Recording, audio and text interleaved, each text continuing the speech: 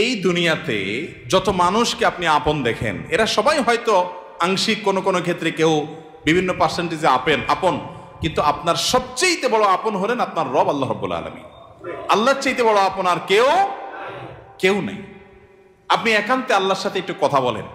যারা ডিপ্রেশনে ভুগছেন, অশান্তিতে ভুগছেন, মানসিক অস্থিরতায় ভুগছেন, আজকেও আমার অফিসে আসার আগে দেখি এক লোক বসে আছে, নামাজ পড়লাম আমরা, উনি নামাজ পড়লেন না। তো আমি যার মাধ্যমে আসছে তাকে জিজ্ঞেস করলাম, নামাজ পড়লেন, উনি কি মুসলমান না? বলে মুসলমান, কিন্তু উনি অন্য জগতে আছে। কি? উনি আত্মহত্যা করবে। আজকের ঘটনা, উনি আত্মহত্যা করবে, উনি আসছে। হাসছেন আপনারা?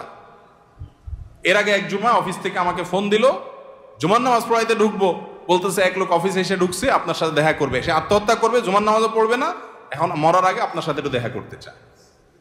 আমি আছি নারায়ণগঞ্জ, আর সে ঢাকায় অফিসে। ভাইরা আমার, আপনারা হাসছেন? ঘরে ঘরে অশান্তির সমুদ্র চলছে, ঘরে ঘরে মানুষের মধ্যে অশান্তির হাবুডুবু খাইতেছে। তরুণ ইয়াং মানুষ, বাচ্চা ছেলে এখনো দুনিয়ার কিছু তারে পায় নাই, ব্যবসা বাণিজ্য জ্ঞানজাম ফাসাদ কিচ্ছু পায় নাই, কলেজ ইউনিভার্সিটিতে পড়ে, সেখানে শতাধিক ছেলে এক বছরে আত্মহত্যা করে ফেলতেছে। মানসিক শান্তি যেটা, এটা এই সমাজের প্রতিটা ব্যক্তি থেকে উঠে যাচ্ছে। প্রত্যেকটা মানুষ অস্থির। এর মূল এবং প্রধান কারণ হলো এই কলব এবং অন্তরে যে জিনিসটাকে ঢুকানো দরকার ওটা না ঢুকাইয়া ভুলটারে ঢুকাইয়া বসে আছে, ইনস্টল করে নিছে দুনিয়াকে। দুনিয়া ছাড়ার কিছু তার মাথায় নাই।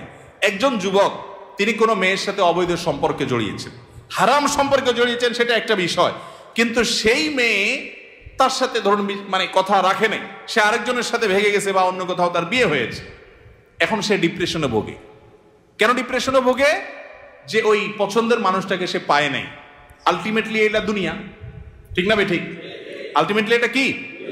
তার অন্তরে যদি আল্লাহকে স্থান দিত, আল্লাহকে যদি সবচেয়ে বেশি ভালোবাসতো, আল্লাযীনা আমানু আশাদ্দু হুব্বাল, তার অন্তরে যদি আল্লাহর সাথে মহব্বত সবচেয়ে বেশি থাকতো, আল্লাহর সন্তুষ্টিটাকে সবকিছুর উপর দিয়ে প্রায়োরিটি দিত, তাহলে এরকম কেউ তার জীবন থেকে চলে গেছে, কেউ আসছে, কোনো দোস্ত নারাজ হয়ে গেছে, কিছু টাকা লস হয়ে গেছে, একটা ব্যবসা ছুটে গেছে, কিছু ক্ষতি হয়ে গেছে, এগুলোর কোনোটি তার জীবনে কোনো প্রকার প্রভাব ফেলতো? কি হয়েছে? এগুলা গেছে, আরো আসবে, না আসলোই না, তাতে কি সমস্যা? আমাকে তো আল্লাহর কাছে যেতে হবে, কিয়ামতের ময়দানে দাঁড়াতে হবে, সারা জীবনের হিসাব দিতে হবে।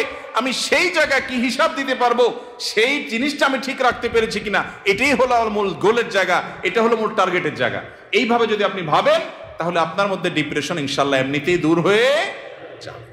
মোহতারাম হাজরিন, অতএব সম্পদ উপার্জন করেন, ব্যবসা বাণিজ্য করেন এবং জাগতিক কাজ করেন, এতে কোনো সমস্যা নাই, কিন্তু অন্তরে দুনিয়াকে নয়, আল্লাহকে স্থান দেন।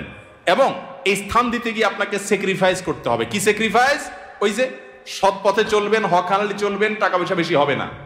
অন্যরা তো দূরের কথা, নিজের আপন মা বাবার কাছেও দাম পাবেন না, ভাই বোনের কাছে দাম পাবেন না, বইয়ের কাছেও হয়তো দাম পাবেন না, ছেলে মেয়ের কাছেও হয়তো দাম পাবেন না, বন্ধু বান্ধবের কাছেও দাম পাবেন না, এলাকার ইমাম সাহেব, খতিব সাহেব, হুজুর সাহেবের কাছেও দাম পাবেন না, কারণ পয়সা নেই। কিন্তু আল্লাহর কসম, যেই জায়গায় দাম পাওয়া দরকার সেই জায়গা ঠিকই পাবেন। আরশ আজিমের মালিক আপনার অনেক বেশি মূল্য দিবেন। নবী করিম সাল্লাল্লাহু আলাইহি সাল্লাম কতবার এরকম বলেছেন সাহাবীদেরকে, তোমরা কোনো জান্নাতি লোক দেখতে চাও? বলি ইয়া রাসূলুল্লাহ, দেখতে চাই। একটা লোক চলে যাচ্ছে সামনে দিয়ে, তিনি জিজ্ঞাসা করেছেন, এই লোকটা সম্পর্কে তোমাদের কি ধারণা? বলি ইয়া রাসূলুল্লাহ, লোকটা খুব সাধারণ একজন মানুষ, এত গরিব, সমাজের এত সাধারণ মানুষ যে এ ব্যক্তি কারোর মেয়ে বিয়ে করতে চাইলে কেউ তার কাছে মেয়ে বিয়ে দিবে না, কেউ তাকে পয়সা হাওলাত দিবে না, কেউ তাকে চেয়ার দিবে না, কেউ তাকে কদর করবে না।